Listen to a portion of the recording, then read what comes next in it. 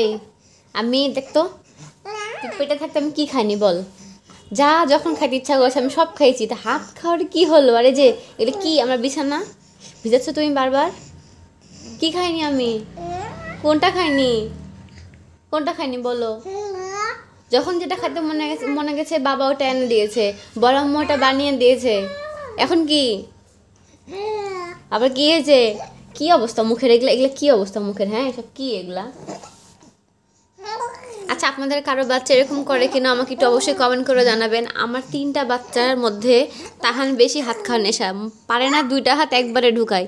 যদি আমি ধরে রাখি তাহলে কিরকম করে একটু দেখেন, তার আমি ভালো ধরি একটু দেখেন, রাগ দেখেন।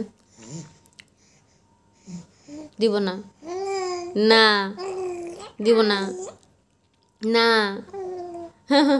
কই লাভ নাই, করে লাভ নাই, পটিয়ে লাভ নাই। তুমি হাত খাও কেন খালি? পচা কাজ, ছি, মানুষে কি বলবে?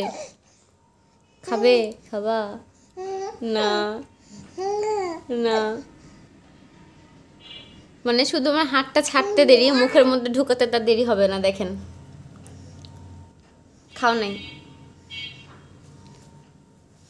না দিব না।